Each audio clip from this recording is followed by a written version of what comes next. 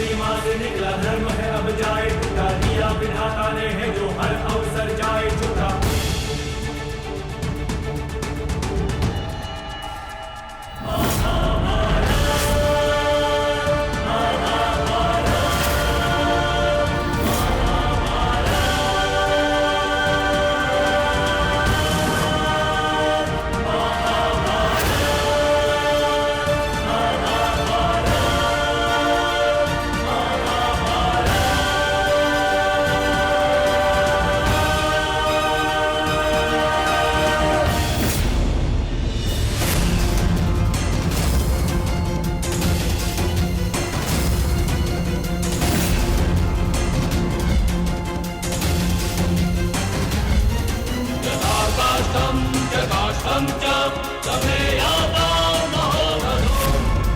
લક્ષ્ય ભેદવાનું છે.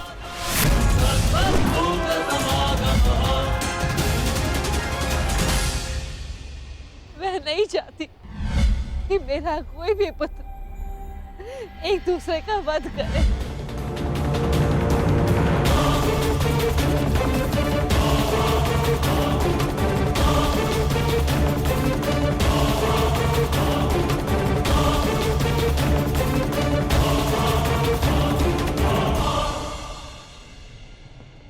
यही युद्ध की विभीषा है।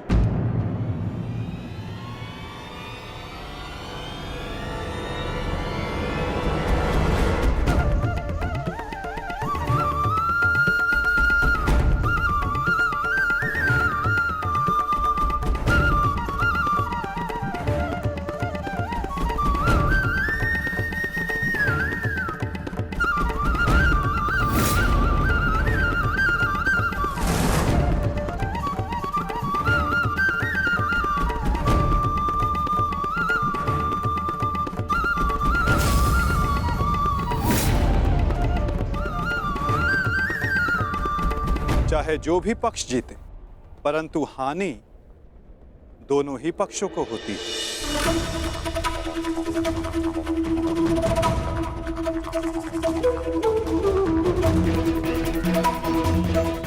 युद्ध की हानि तो उन्हें होती ही जो युद्ध में भाग लेते, और उन्हें भी होती जो युद्ध में भाग नहीं लेते।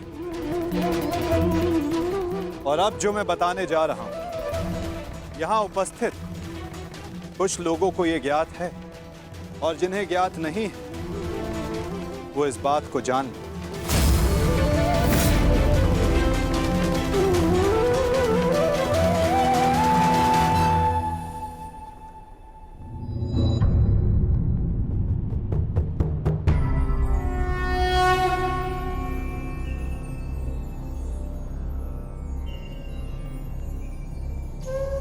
इस युद्ध के लिए ये कुरुक्षेत्र की भूमि उचित क्यों है? सर्वप्रथम ये धरती कुरुवंश के अधिकार में आती, इसलिए इस धरती पर कौरव और पांडव इन दोनों का समान अधिकार है।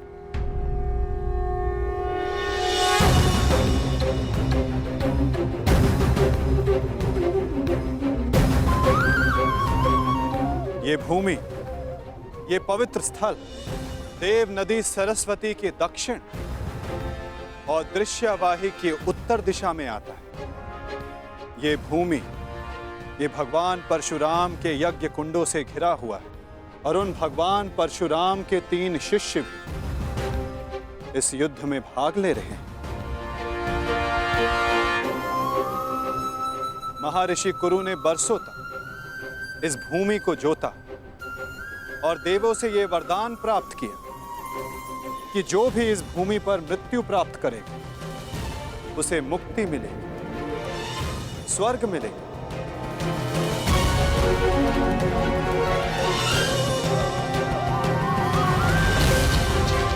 और जिसे विजय प्राप्त हो उसे न्याय मिलेगा।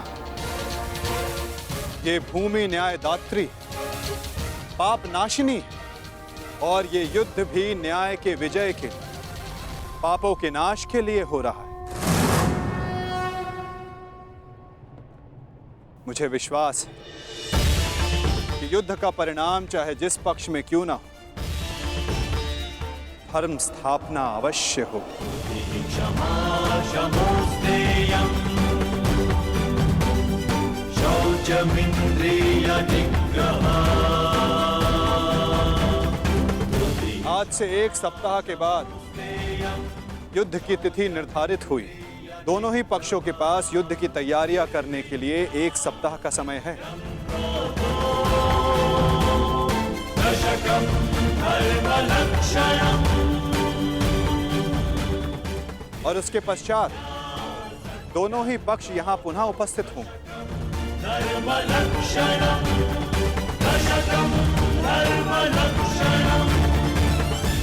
युद्ध के नियम निर्धारित करेंगे, फिर आरंभ होगा महाभारत का।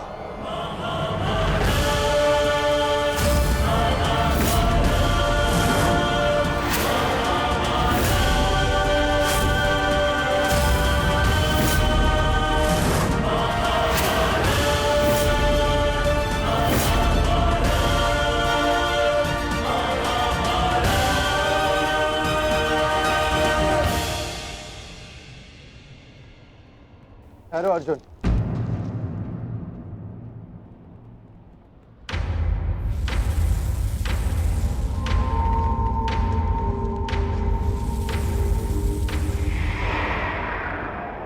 युद्ध से पहले भी आप हमारे श्रद्धेय थे, युद्ध में भी होंगे और युद्ध के पश्चात भी।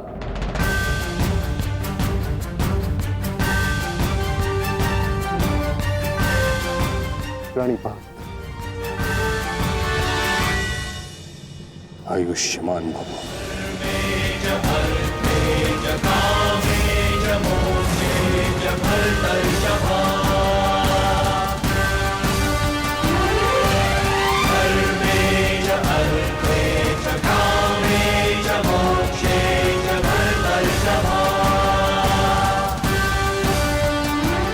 यशस्वी भव।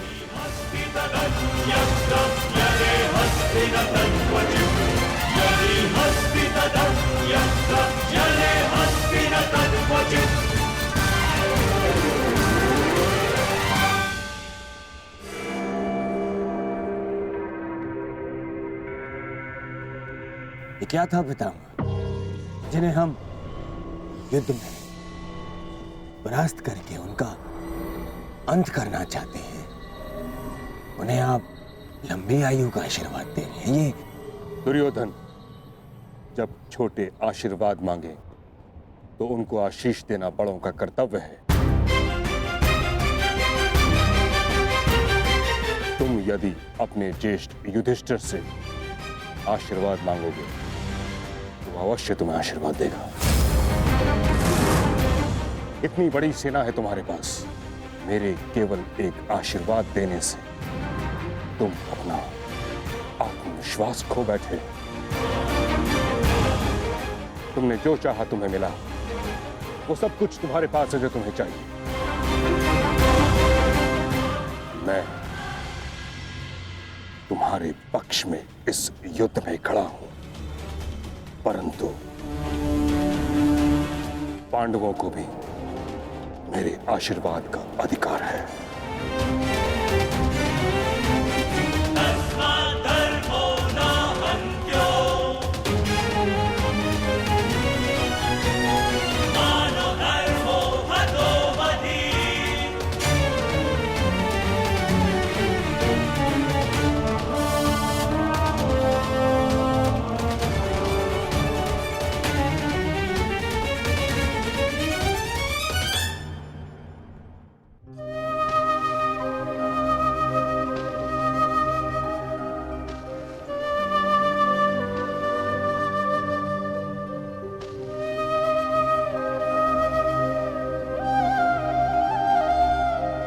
माते,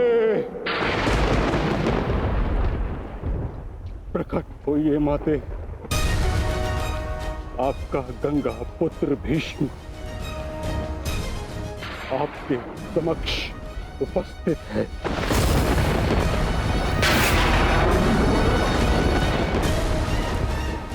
क्या मेरी आवाज आप तक नहीं पहुंच रही?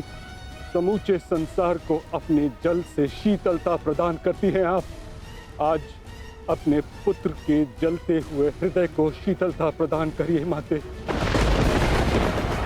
प्रकट होइए। समझ गया मैं।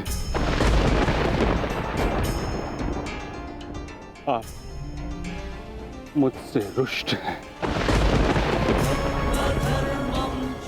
असंतुष्ट हैं। आप कर भी क्या सकती हैं? इस पथ का चयन अपने लिए मैंने स्वयं किया। यही मेरा दोष है। मेरा दोष वो प्रारब्ध है जिसने मुझे इच्छा मृत्यु का श्राप दिया है। मेरा दोष मेरी वो प्रतिज्ञा है जिसे मैं तोड़ नहीं सका।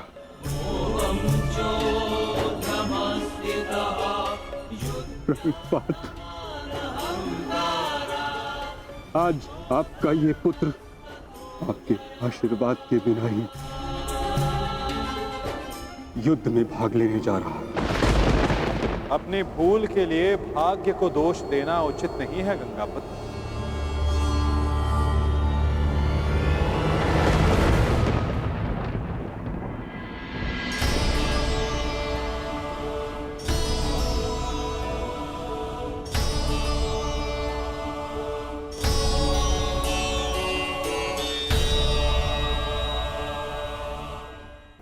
योद्धा को इस अवस्था में देखना भी तो उचित नहीं वासुदेव। मेरे समक्ष केवल एक योद्धा ही कहां खड़ा है? मैं तो उस पुत्र को, उस पितामह को देख रहा हूं जिसकी दृष्टि में अपराध बोध है और मन में पश्चाताप की अग्नि। सत्य कहा आपने।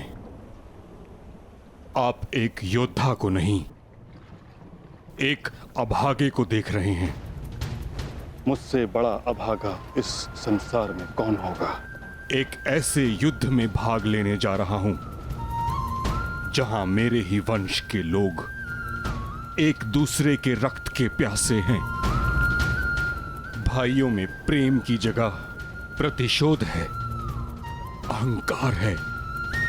बाण किसी ओर से भी चले, छाती मेरी ही छलनी होगी। रक्त किसी का भी बहे, हृदय मेरा रोएगा। और मैं इस अनर्थ को रोकने के लिए कुछ भी नहीं कर सकता। जब आप रोक सकते थे तब आप मौन रहे गंगापुत्र।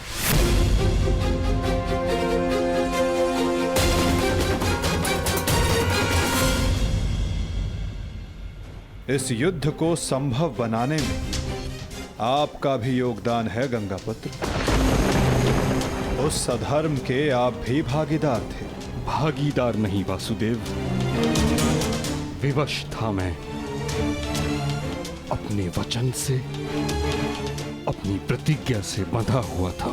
आपकी प्रतिज्ञा हस्तिनापुर के सिंहासन की रक्षा करना थी।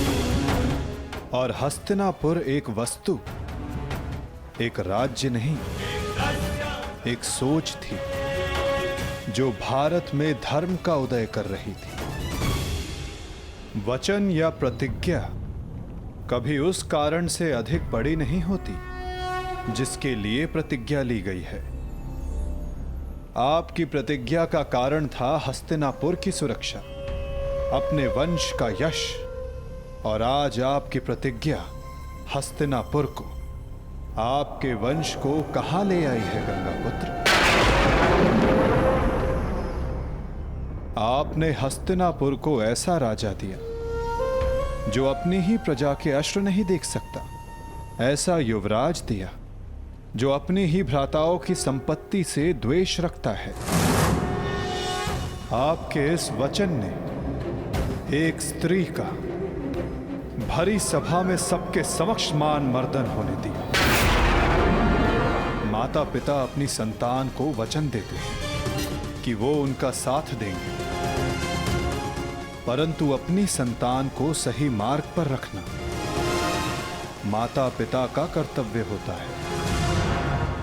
यदि उचित समय पर आपका धनुष उठा होता, आपने अपना स्वर उठाया होता, तो आज संपूर्ण भारत महाभारत की चौखट पर ना खड़ा होता गंगापुत्र।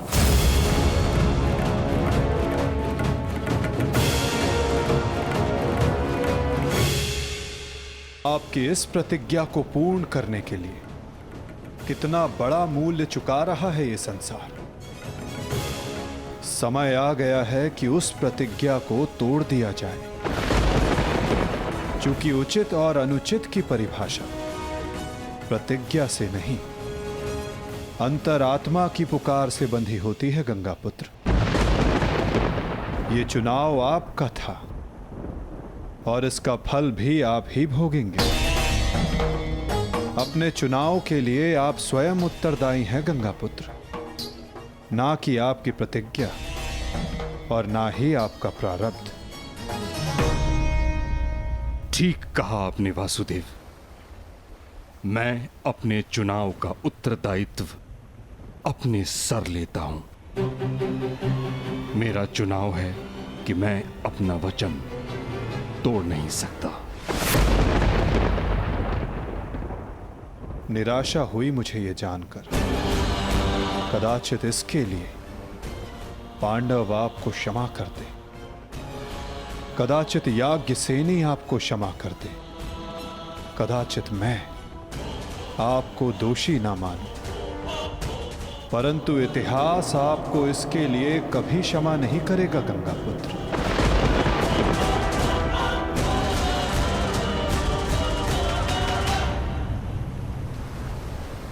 रुकिए वासुदेव, मैं नहीं चाहता कि मुझे क्षमा मिले।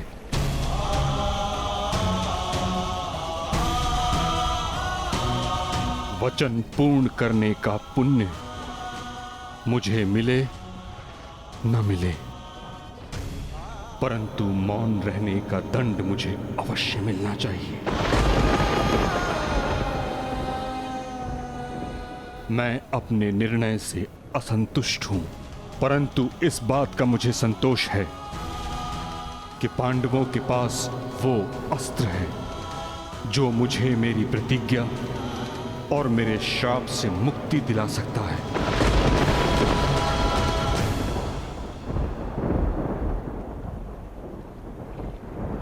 आप भली भांति जानते हैं कि मैं किसके विषय में बात कर रहा हूं,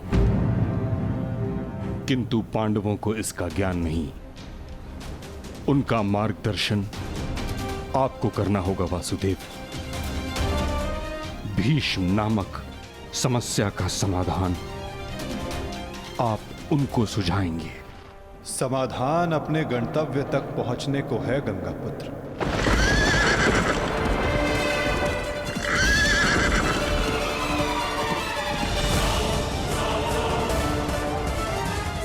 प्रणिपात।